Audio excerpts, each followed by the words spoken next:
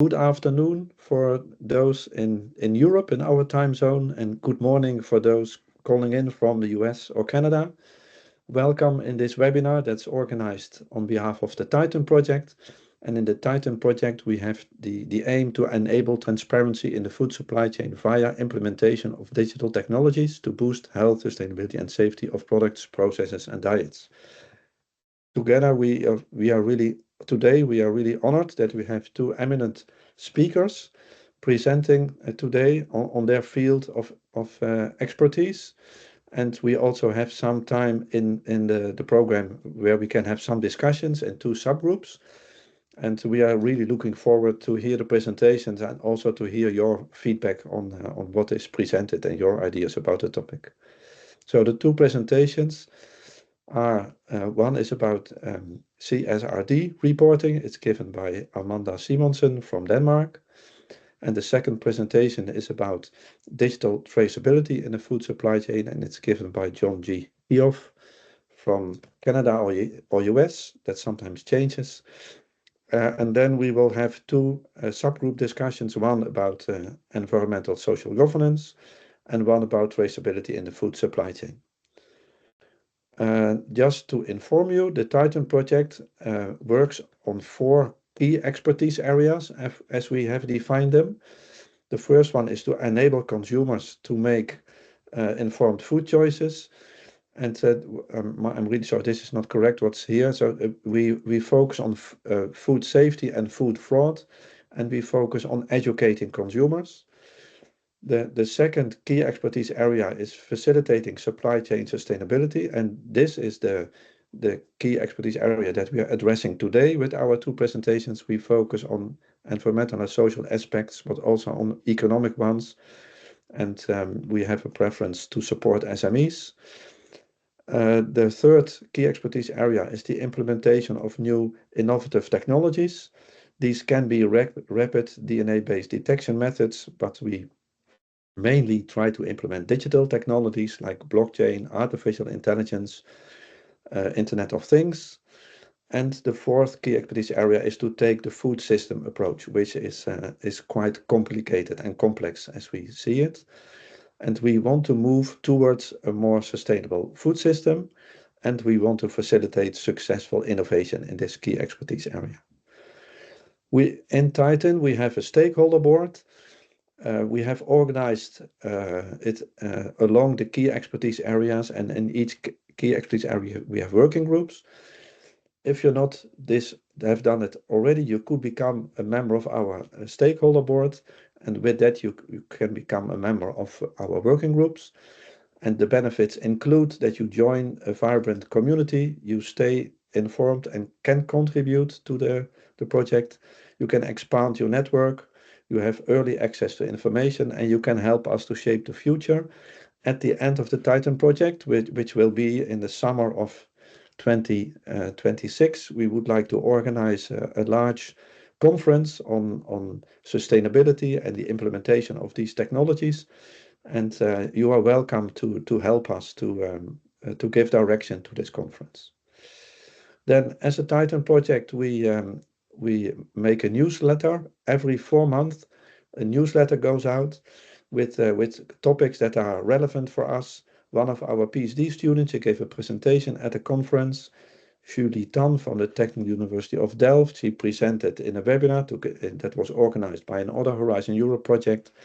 And we recently published a publication in the journal Open Access Government, which gives a nice, concise description of the Titan project. So when you like to, you can take a look and read it. And then a link to this 4-monthly newsletter. We share a PDF with a large number of let's say new publications and relevant reports in the 4 key expertise areas that I described before. So you can find a lot of relevant information, and when you scroll through the PDFs, then you have in that sense we have a large database collected for you. And then every week on Tuesday we share what we call Titan Weekly, and this Titan Weekly contains news again about the 4 key expertise areas, but also news about upcoming conferences, upcoming webinars, and opportunities that we see. It can be to follow a training. It can also be to submit an abstract. It can be to try to win an award. All kinds of different things are possible. I'm sorry. So please look out on LinkedIn for this Titan Weekly. It's fun to collect all the information. And I think also here there's a lot of information there. And then I want to announce the next webinar already, which is for the 3rd of December. This is for the key expertise areas, enabling consumers to make informed food choices. And we will have 2 presentations, learning from food safety foresight and emerging food safety risk identification. And this presentation will be given by Nicola King, and she lives in New Zealand. And that's why this webinar will be in the morning. And then Karin Johnson from the company Paulig, based in Sweden and Finland mainly, they will explain, let's say, how they work with Nutri-Score and how they use Nutri-Score to improve the nutritional composition of their product portfolio. And then you're welcome to go to our website and to check our LinkedIn page, and we are also active on X. And now I would like to give the floor to Amanda to give her first presentation.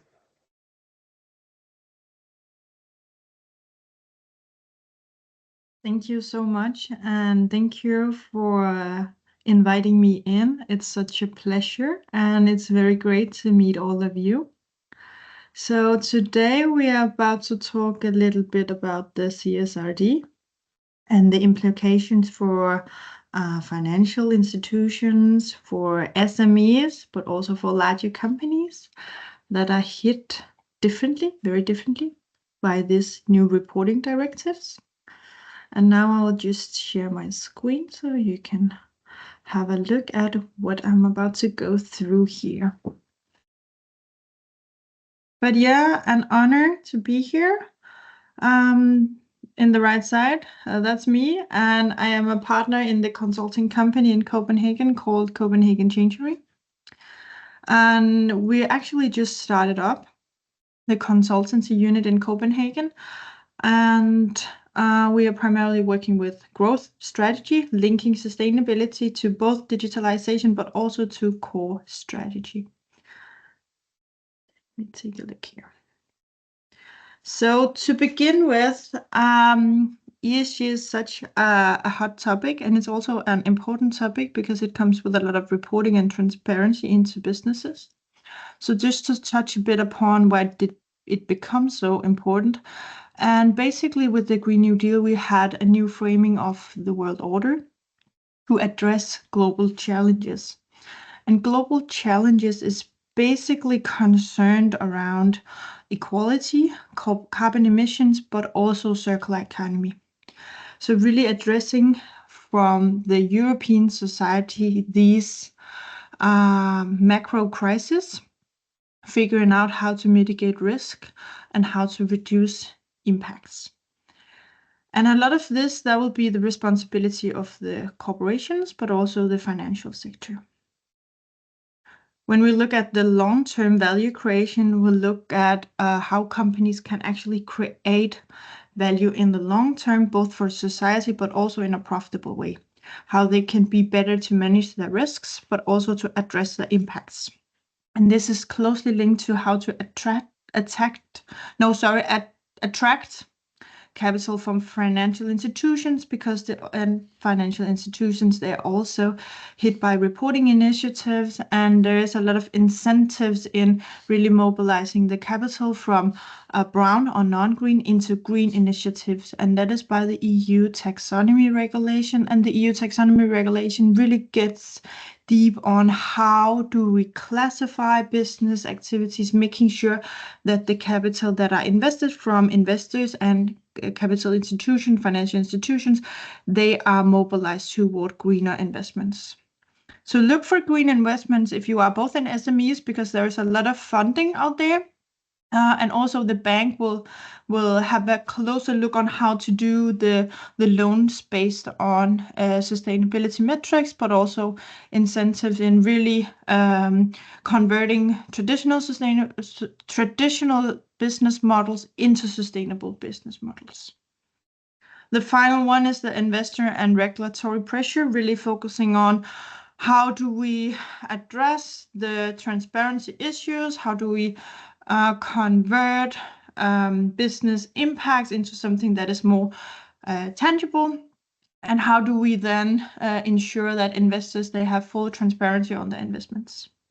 So that is the three primary drivers in the sustainability agenda. And this is the outlook of the data infrastructure of reporting. We do have the CSRD, which is for larger companies. We have the SFDR and the principal adverse indicators. That is basically for investors and financial institutions. And then finally, we have the VSME. And the VSME was just updated October 10th to meet the requirements in both the CSRD, but also the SFDR. So this is the full circle of data infrastructure, how data are really intertwined into the different frameworks. And it's so important that SMEs are really able to provide data that is connecting with the data that are disclosed in both the CSRD, but also the SFDR. Looking a bit on the new era of corporate reporting, and this is like a massive chunk of data that larger companies, they are mandated to disclose on. Actually, we do have more than 1,100 data points, which should be assessed by the larger companies, and then they are mandated to disclose on those they find material to their business behavior. So reporting of today, we do see this financial reporting consisting of cash flow statement, income statement, and the balance sheet. Tomorrow we will see something else. But what we see today is that everything here is data. Data on financial behavior of the company.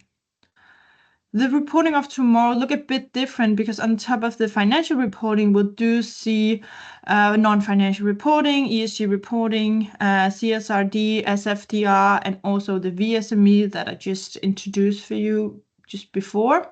And what we see here is environmental data, social data, and governance data as well. And this is all characterized by data. So we do have a lot of data. When we look at the sustainability from a corporate perspective, but also from a reporting perspective, we will see that the report will be what is faced to the public. So that is what is public and what the company are mandated to disclose on or voluntarily wants to communicate. But we do not see all of the processes, the strategy building, the metrics, how the company is really working with ESG and how they are encountering their opportunities, but also how they identify and work with their risks and impact. So it's basically the bottom layer here that is super interesting, and also interesting for you that are in the companies really working with ESG and ESG initiatives, really figuring out, do we have a business case? Is there any return on investments? How can we project our initiatives and the cost or the cost avoidance of investing more green? For example, investing in more green capex, machineries, it can be fleet as well. So really making the business case more tangible. And then implementing it into the ESG strategy and also the corporate strategy as well, because the ESG strategy cannot be a standalone strategy like digital strategies or strategies on people and culture. It really needs to be pushed into the corporate strategy to make it fully integrated and working as a company value. Then when we start looking at the implementation process, we'll start looking at activity planning and implementation, thereby also action plans and policies. It's very important to build up strong governance around the ESG because it's a quite new area to a lot of companies. And then we'll start to do the performance management, but also the risk management here. Because throughout the double materiality assessment, if you are mandated to do that, throughout the CSRD, You'll be mandated to do this assessment, and in this assessment, you will identify a lot of risks and a lot of impacts across the value chain. And this is really the risks and impacts you need to establish performance management around. When we're moving further here, we'll see that ESG is a difficult topic in the organization, and we do see a lot of companies really struggling, especially the smaller ones. And we did a minor study on this, really focusing on what is the pain severity in the SMEs, and we were looking at the jobs to be done first of all. So what is the job around ESG? And that was basically to share data with clients or consumers. It could either be B2B or B2C. So really looking at how can we innovate the business and how can we communicate what the business is doing in terms of ESG in a valid and transparent, robust way. Finally, the shareholder part is also pretty interesting, but only for companies that are owned or investor backed. We had some companies that reported it was hard to navigate in non-financial data because they didn't really put metrics on the non-financial data. They had some HR data, but that was primarily driven by law. We did see some companies struggling with the green claims and also the fear of greenwashing. And then for also communication, we did see some companies struggling with informing their employees because they couldn't really inform what they were not measure. And they couldn't really communicate what they did very good because they didn't have measures to back up their statements. And then finally, talent attraction, which is super interesting, a very interesting topic, because the future generation, they will notice it, they will have a high curiosity into business responsibility and business ethics, looking for the businesses that are also doing good for the world and for the society as a whole. And then we did see the job on the reporting side as well. The pain, we did discover a lot of pain, and it could include time, it could include this business opportunity that they couldn't meet the client expectation. That was actually the biggest fear here, that they missed opportunities as well, and then that the framework, it was too comprehensive, it was hard to navigate, there was a lot of acronyms, a lot of terminology, and they didn't quite know where to start. We did come up with some solutions on solving the problem. It will be entity specific, so it can really hard to do a model that fits all. But we did see that it was important to upskill the employees of the companies, figuring out who is the data owners, who has the responsibilities to really drive this agenda. It can be minor agendas like initiative-based agendas within the ESG, really consolidating the understanding of ESG, but also focusing on how can we create meaningfulness on the ESG agenda into the company, so our employees, they feel integrated into the processes, they have a dedication on the processes, because what is true about the ESG agenda is there's so much meaning for the employees working with reducing the CO2 emissions or optimizing waste management, doing something good for local communities or indigenous people. There's so much meaning in this agenda. And if the company is able to really integrate this into the company, it can have long-term drivers from company retention, for example. So we can actually have our employees satisfied and they will stay longer with the company as well.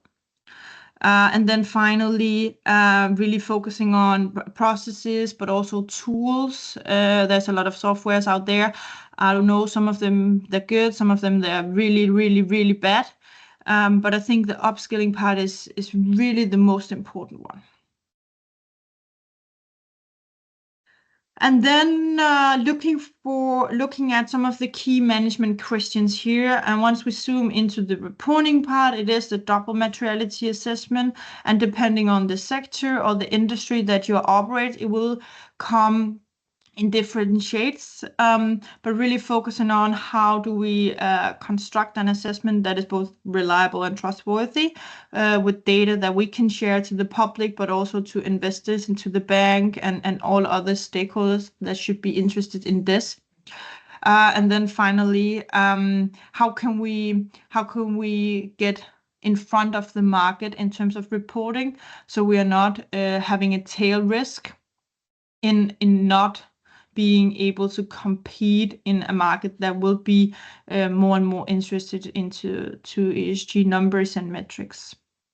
So once the double materiality assessment is done, then you do have a lot of data points that you need to disclose on, describe both qualitatively and quantitatively, and that will end up in an ESG report.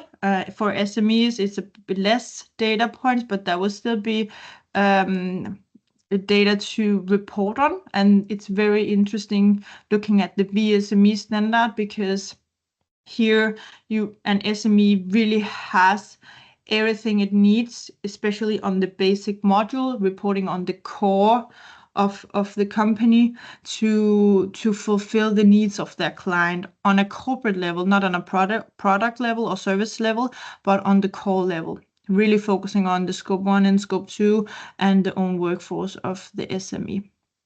But yeah, then we'll start looking into the reporting part, and it's really focusing on what are the efforts, what are the costs, how much is the assurance for the whole report, because larger companies, they need to get their reports assured, right?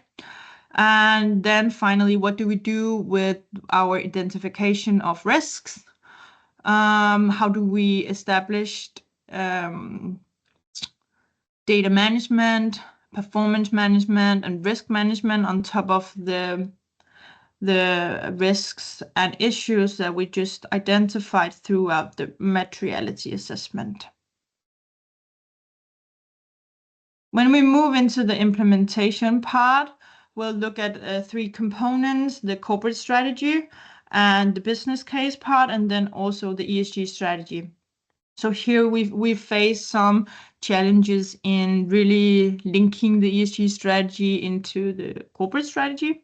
On a product level, it might be a bit easier, because you can do a business model canvas exercise, or really focusing on the innovation management of your product or your services. But on a corporate level, it might be a bit more difficult, because it might need a bit more of an investment to develop your corporate strategy than your product or your services strategies or setup.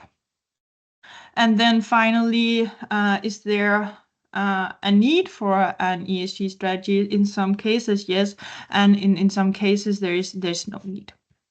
So really think of how can we do product development, how we can start up initiatives that can be explorative on the whole ESG agenda. It's new to a lot of us, so it's just important to get the wheels going, get some experience on what works, what does not work, how can we innovate our products, how can we look at our business and how we drive business in another way.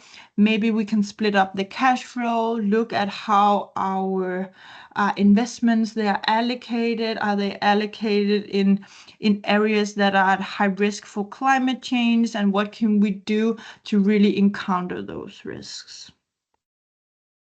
And then once you had a look at the business case from the materiality assessment, and if you should do an ESG strategy, or how you can develop your corporate strategy so it aligns with ESG, you have to look deeper into performance management and planning and implementation of a singular work stream or more general work stream. It can also be implementing a software. It could be implementing new data flows into the company. Data will be the essential key here. It's so important to focus on data, focus on robust data so you can avoid greenwashing, but also so you can really develop your business on very solid metrics. And then finally, how to link your performance into profitability, growing your business on the right number so you can be a sustainable company. That will be the future. The future is for sustainable business model. It's also important to focus on how do we go beyond fossil fuels, how do we look into renewable energy, because the whole energy, climate, environment disclosure part is also developing in the rest of the world. So if you do have clients outside the EU, for example, in APAC or the US, they're heavily focused on emissions. So make sure that you do have this in order before you start developing strategies and all that, because this is the most tangible one, really focusing on the emissions part. And you can do a lot just by taking the low-hanging fruits here. Yes, and the part here is basically for just giving an explanation of the activity planning and implementation needs metrics, targets, and policies. So you really need to go back into your corporate setup, looking at, do we have the policies that are covering how we conduct and how we want to conduct our corporate ethics? What do we accept? What do we not accept? Did anything change from last year? And how do we measure it? And what would be the target for us, for instance, with the emissions part? And then how do we meet the target? That would be the essential part to discuss in the C-level as well. Okay. I'm just about to wrap up here, but what we discovered in the study that we did is that we have a quite complex situation here, that technology and optimization with AI for really focusing in on how can we do fast content, but also structured data in a way that makes sense, combined with a higher demand on disclosures. How do we conduct responsible business? How do we integrate ESG into a new kind of regime on how do we look at businesses and what is the business imperative? Looking at how to develop the business so it aligns with future expectation, but also legislation and transition risks in regard to legislation, but also in terms of climate regulation especially.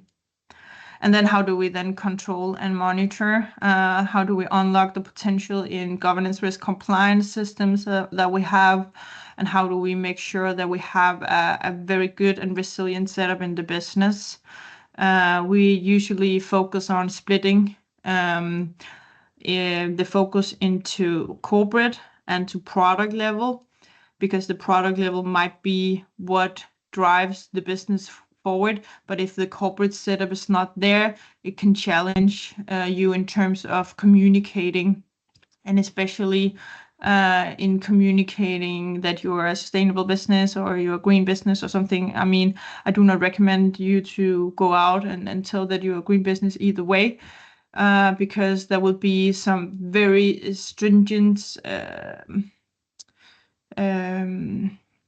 taxonomies on when you can say that you're green or sustainable or socially sustainable or whatever. So be careful with those words. We do have the Green Claim Directive coming up, really focusing on these terms.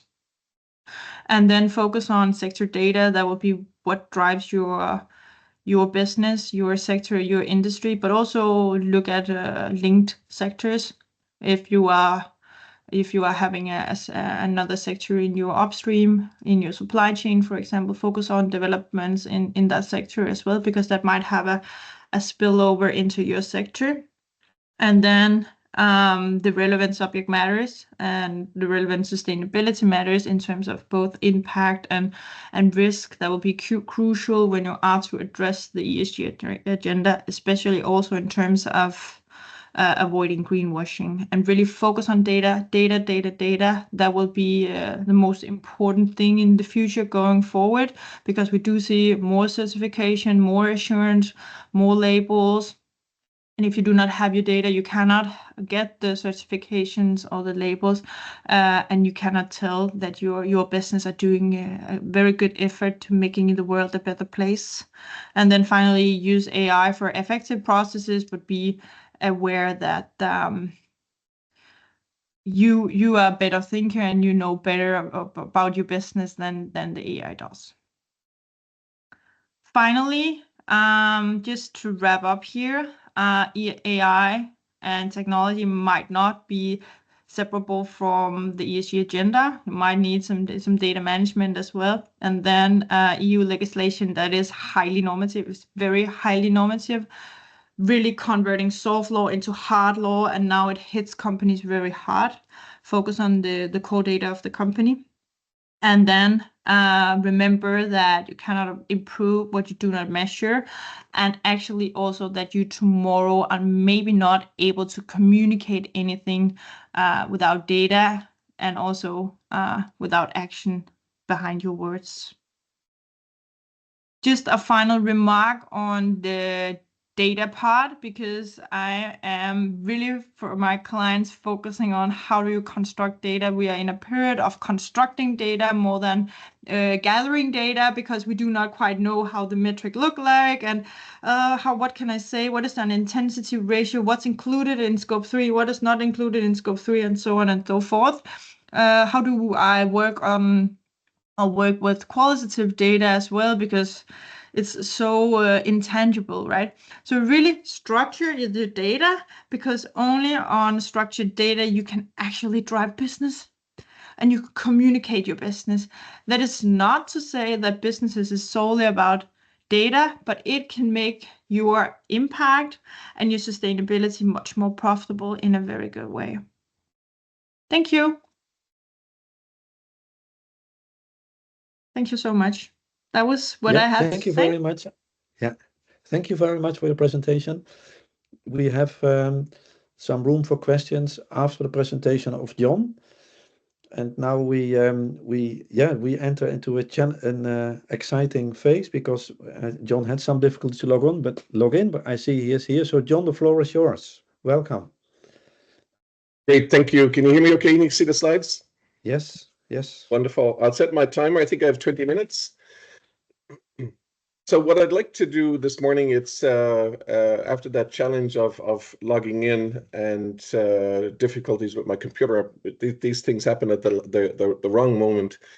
But anyway, we're here now. What I'd like to do is take you on a journey, and that journey starts with here. Supply chains are simple, right?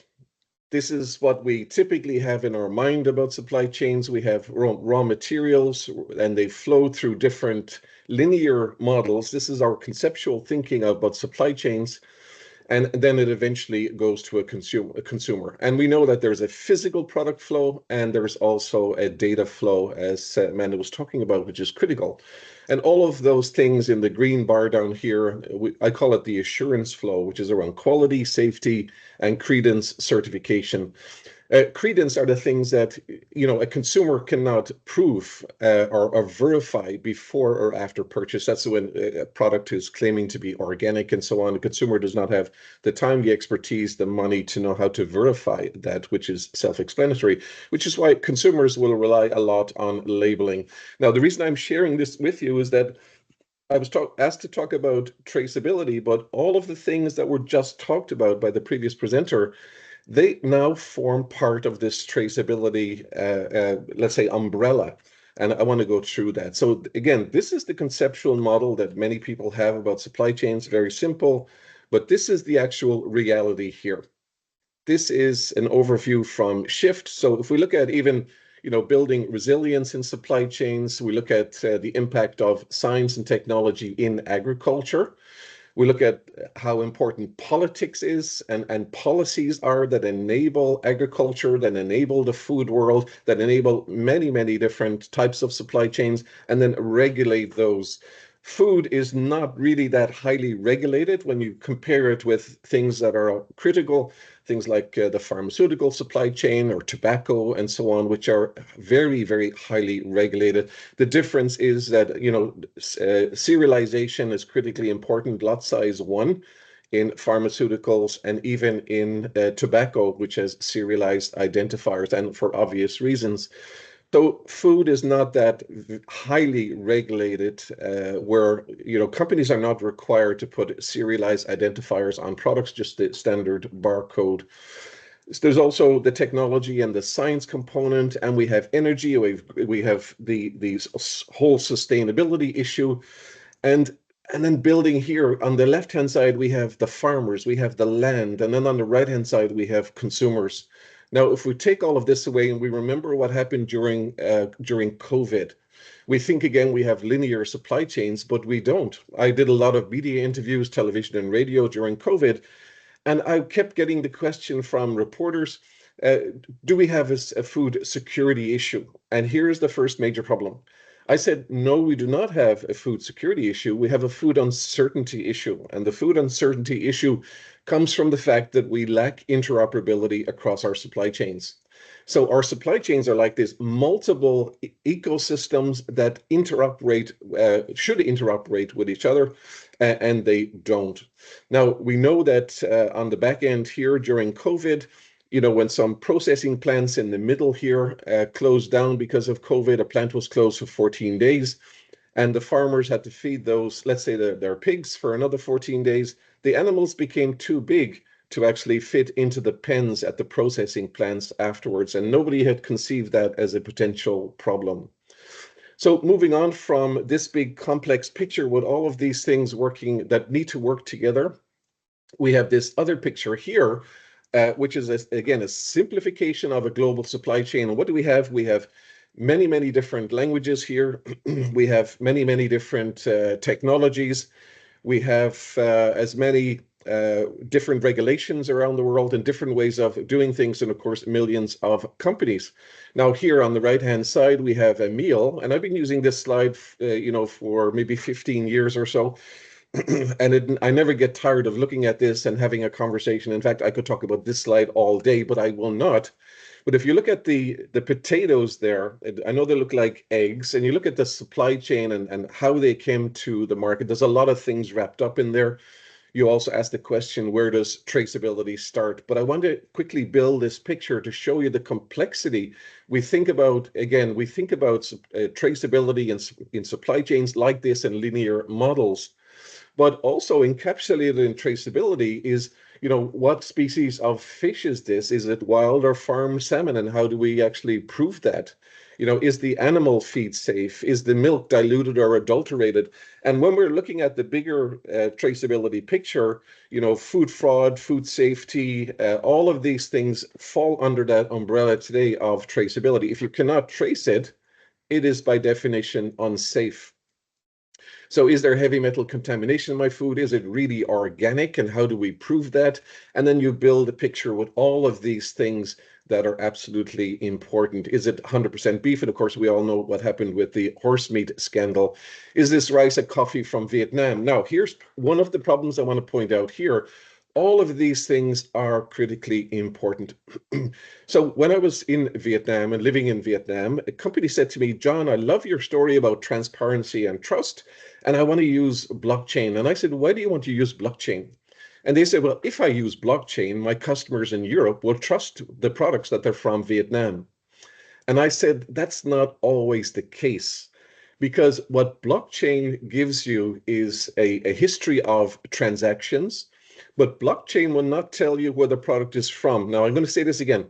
A blockchain will not tell you where the product is truly from a scientific perspective. So what some of the traders were doing in Vietnam is they would buy cheaper products from China, and then they would put them onto a Vietnamese blockchain and say, yes, it's from Vietnam. There's a difference here. The blockchain was giving you the data provenance, whereas you need scientific verification. And I have down here at the bottom, it's natural sciences that enables transparency and trust with objective certainty in terms of the ascertainable and verifiable characteristics of the food product. What does that mean? That means that traceability has its limits. Digital traceability has its limits. So in order to really prove that the product is from Vietnam, you need to do scientific analysis of that product in a laboratory to verify its all of the chemical components of that product and all of the elements that are in that product to verify that it's physically from ground in Vietnam. And of course, you need reference samples for that. So that's my first or my second point. The first one was interoperability. Here is that you need to have science as well to be able to prove traceability. So there's limits to digital traceability. Now, when we look at digital transformation, what we're seeing as well evolving around the world, we're seeing different platforms, data trust platforms. On the left-hand side here, you have AusAg Data Exchange, and we've been looking at that and how it's moving forward. You see the partners down here on the bottom. In the UK, we have the UK Trusted Bytes, which is quite innovative. And I'm leading or co-leading the traceability for DIASCA, the German government-funded project for EUDR. And we have actually adopted the trust framework from the Trusted Bytes project here to look at how do we enable traceability for EUDR. If anyone is interested in that traceability report, I can share it with you. And we're starting the second phase of that project soon. New Zealand also got into it, and GS1 is heavily involved in there. They have this Trust Alliance. And of course, within the EU, just generically, there's a lot of really good portals that are available. There's also work going on in other countries to develop similar types of data trust platforms. And you have to ask the question, what is driving all of these? Well, what's driving them is exports from these markets, but also this notion that companies have to collaborate and not always compete. So I was speaking in Amsterdam last week, and I asked companies that were there, or people that were there at this conference, which was really around technology, AI, and supply chains. Don't make the mistakes of the past. Don't think that your solution, your technology can do everything. Start off with a position that your technology must integrate with other technologies out there. There must be interoperability between all of the different platforms because companies need to be respected for their decisions and their investments. And you don't want to go in there with your elbows up and say that my technology is better than the millions of dollars that you have invested in other technologies. We call that getting religion, like my religion is better than yours, and we don't want that. That's that's in the past. In the future, it has to be collaborate and interoperate. Now, I have two good friends here, Professor Maciel Quiroz and Professor Samuel Fosawamba, who put together this small little book, and I would highly recommend it. When you're looking at digital transformation for traceability or for anything else, it lies at the intersection of here. So we have this top TOP, technology, organizations, and people. If you only lead with technology, you will fail. You have to prepare organizations for making that migration to digital business models, and that takes time. And of course, you have to do capacity building with people. So think about that. If your first pin of your bowling alley strategy is only technology, you may not be as successful if you're not preparing the organization. And behind that, I've come up with this 6D model of things that are very, very critical for organizations. And what I say at the bottom here is the journey is never linear. And what I'll remind you at later is that digital transformation is not a destination, it's a journey that an organization goes on, but it always has to start with digitization. Now, here's the academic in me. I just want to remind you that if you have used digitization and digitalization interchangeably, don't worry, there's no penalty points for that. But now that we understand this a little bit more, we can say that the digitization is focused on the data, like you heard in the previous presenter. Digitization is fixing the data, structuring the data, getting the data ready for the digitalization, which is more the business process and role automation. Most of the projects that I investigate start off with the digitalization and they have to retrofit the digitization. 80 to 90% of their effort is fixing the data and it slows down the projects. When I spoke with the Amazon e-commerce folks, they said 90 to 95% of their effort is in the digitization of fixing the data.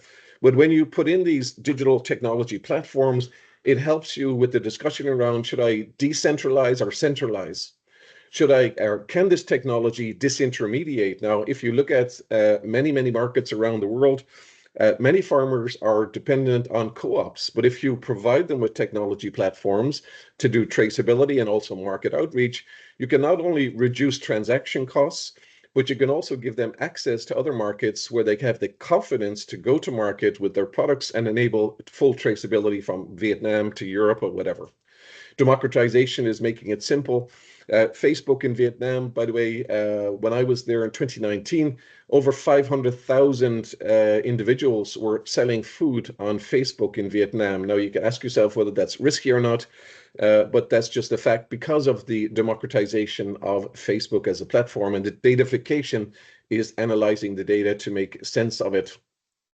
Now, here's the key thing that I want to point out. From a digital strategy, we have to look at early warning systems. So this is one of the key things that's missing. This will be a little bit maybe difficult for you to understand initially, but I will give an analogy after this, like driving a car using a GPS. So bear with me for a moment. So what we need to figure out in our supply chains, you see here in the first part of this slide, it's in the risk management, the system performance, everything is working well. And then something happens, you discover a problem, and then you're into the recovery mode. That's what's called a disruption management, and then you redesign your systems. I've adopted this from McDonald and Corsi in one of the publications that I came out with at the start of COVID. I think it was January 2020. So what I recommend to organizations is that what needs to happen is there needs to be a technology tripwire.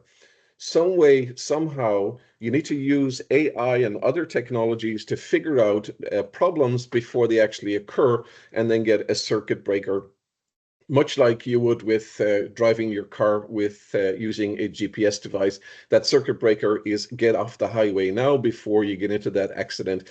Think of this in context of a supply chain where AI and machine learning are out there pulling in data from multiple places, whether it's related to traceability, digital traceability, whether it's related to food safety, food fraud, food defense issues, and all of these things all these technologies are pulling it together and trying to make sense and trying to predict something that may occur in your supply chain.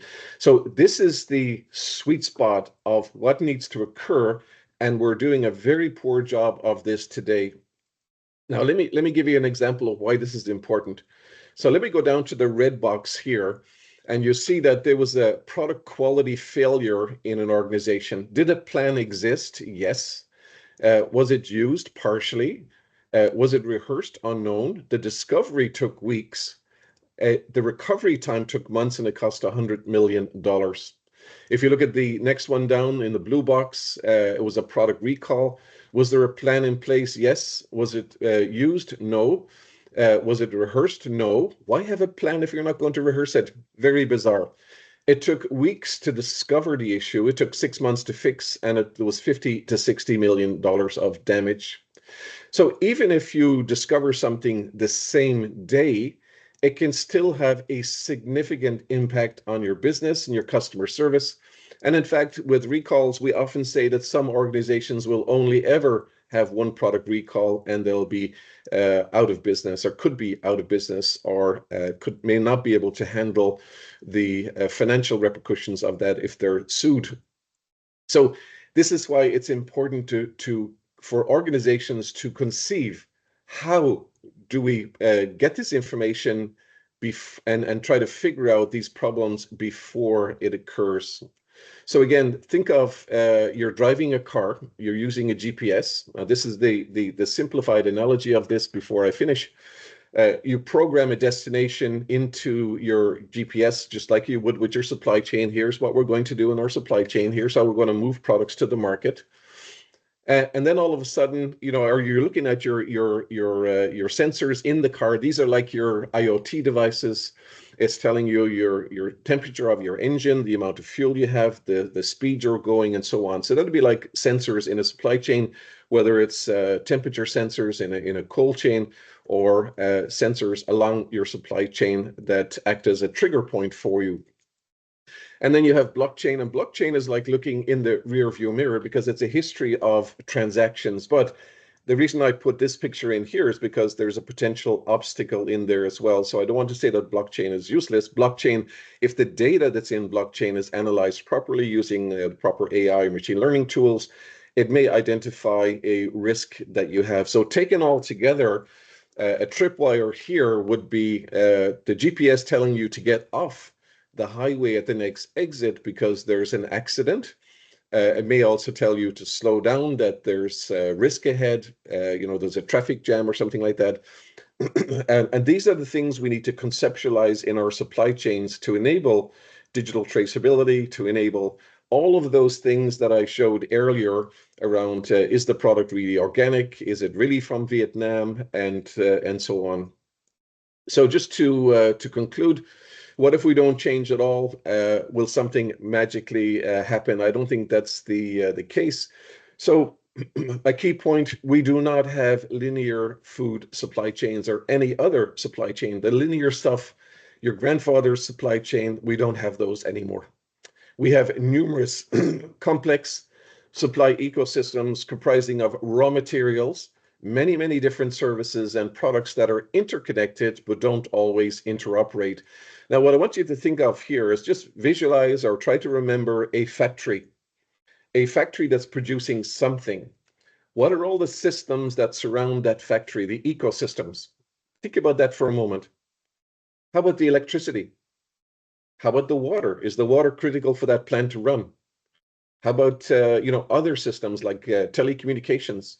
And as you walk around or conceptually think about that single building, all of the things that are connected to that building are different ecosystems that must run. But what if one fails? Is there an early warning? Is there a backup plan? And these are the things that I was talking about earlier in risk management in your supply chain.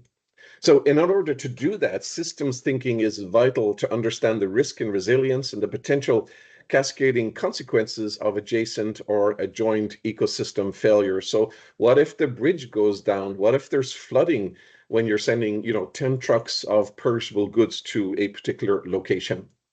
So ecosystem and value chain mapping is essential to understand these vulnerabilities, and data and information quality are critical. You heard that in the previous presentation. And end-to-end transparency is a growing requirement. It's not a nice to have. As I mentioned earlier, digital transformation is not an end point, it's a journey. And the early warning systems applies to all ecosystems across whether it's nutrition, food quality, food safety, food fraud, food defense, food security. These early warning systems are absolutely critical to give us that heads up about what's happening. So thank you very much. I'm spot on 20 minutes. Edward, back to you. Thank you very much, John. Very well appreciated this presentation. We can see many thumbs up and people applauding during the presentation. We have now about 10 minutes for questions. So I don't know if anyone in the audience has a question for Amanda or John. Now is the time. You can, I think you can unmute yourself. Yes, Mariana?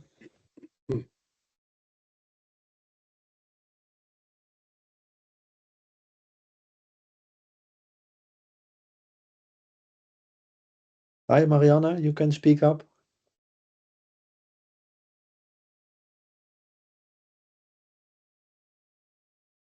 Okay, now I was not able to click on the microphone. No, I had a question for Amanda, even if John approached this topic in the second part of the presentation. So Amanda, you mentioned the role of technology, and I was curious if have you investigated the role of blockchain technology for increasing trust and guaranteeing verified data? Because I noticed that you mentioned mainly artificial intelligence, but I was just curious for understanding if blockchain is something you investigated. Yeah, thank you, Mariana, for it's a very great question. A lot of the ESG reporting is entity specific, meaning that you are reporting on your entity impact, risks, and opportunities. With that said, you're also reporting across the value chain where it could be relevant. I only been looking into blockchain technology and carbon credits, and it's still a maturing technology. It can be very hard to still work around some of the more technical things, especially when it comes to carbon credits, because how many times are they sold? How can we document they're sold, even though there is a blockchain-enabled technology around it? So, but I think it's an area that was mature more. I don't know, John, if you have any comments on that. Yes, it's always a good question, and people are always curious about how blockchain can work. The net is the blockchain is use case driven. If we look at the food chains today are not ready for blockchain. And when I say not ready for blockchain, some are, components are. So Walmart in Canada has fixed their invoicing issues with their trading partners and reduced costs that way.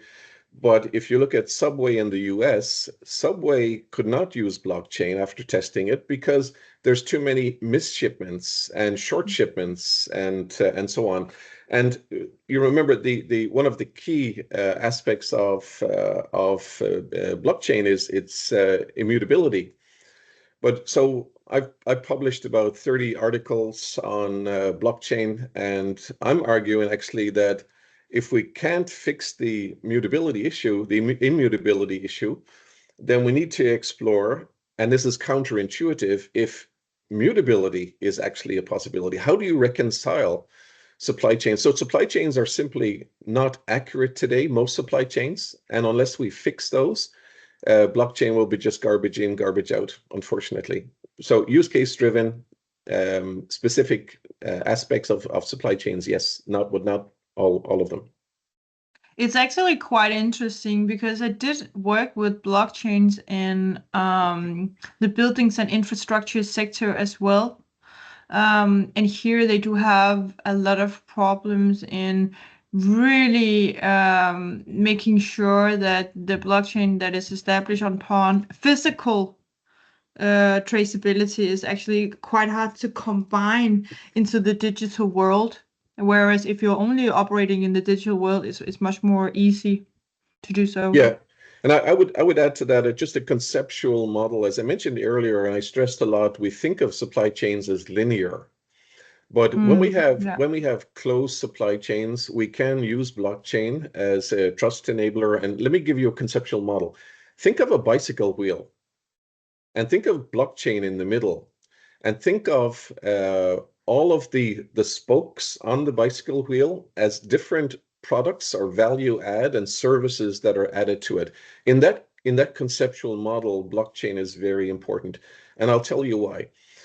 In research that was done through APEC, that's Asia Pacific Economic Collaboration, they've looked at bringing a single ingredient product to the market, like wine in Chile.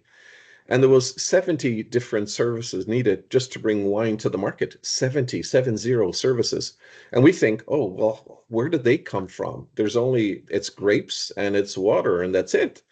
But 70 different services. If anyone's interested in that research, I can share it with them. But of that, 20 of the services were done internally, 30 were semi-outsourced, and another 20 were fully outsourced. So you think of all of those parties that are involved in that, just bringing the wine to market, and let's say a regulator would say later that that product is contaminated with something, then the ability to trace back not only the product, but the service that was done on that product to bring it to market That's one of the challenges of the digital transformation of food chains, not only tracing the physical product, but the services or the whatever value-added services was done to that product as well.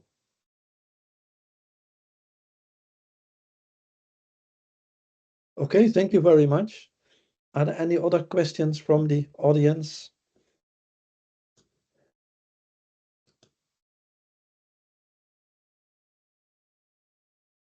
When I listen to both of you, I get the impression that to run a successful, now I see a question from the Guyenne T to Etienne.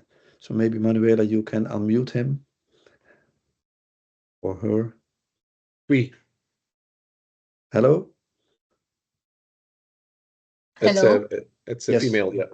Yes, okay. Sorry. Yeah, thank you also from my side to Amanda and John for the insightful information. And yes, my name is Tui. I'm based in Germany doing blockchain, no, other way, doing research in blockchain and supply chains. And yeah, this discussion about exactly the blockchain oracle problem, that blockchain itself cannot guarantee the truth and all of these. And my question is, maybe the past approaches we have seen from blockchain in enterprise systems, where that one company was usually driving the effort, for example, Walmart or IBM. And now the next step is, as we have seen in supply chains, it's a lot of players coming together. They have some problems with sharing the data and interoperability issues, because why? The companies are all building their own solutions in their own walls, right? So if the structure is isolated, of course, the technology which is resulting from that will also result in isolated silos. So for the next step, my vision for blockchain technology is actually not to be a solution built by one company, but it is rather a solution built by many companies together. And there's also a new concept I've learned about, which is called digital public infrastructure. And there was a report by the United Nations, which was talking about how digital public infrastructures can help achieve ESG or sustainability goals. And yeah, I was just thinking about maybe we need a new approach to think about what blockchain technology actually is. Maybe it is something like that it's not built by one company, but really something together. And if we want to build something together, what do we need to do? What needs to happen so we can do it actually, right? So yeah, maybe so it not maybe if John or Amanda, you have some thoughts on that, then yeah, thank you. Yeah. Xin chào em Thuy Giọt Phui được gặp em. Vui quá, yeah, cảm ơn. So, I just said in Vietnamese, hi, em Thuy. Nice to meet you. So you're absolutely spot on, Thuy, and thank you for bringing that up. In our approach to DIASCA for EUDR, we're recommending digital public infrastructure. And that is definitely the way to go. It's very frustrating looking at all of these companies who are competing and what I call getting religion. So if you're, use IBM technology, you have an IBM religion. If you use Microsoft, you have a Microsoft religion. And of course, people are not going to change their religions, and we don't want to be, pushed by another religion or technology. So that's a normal issue.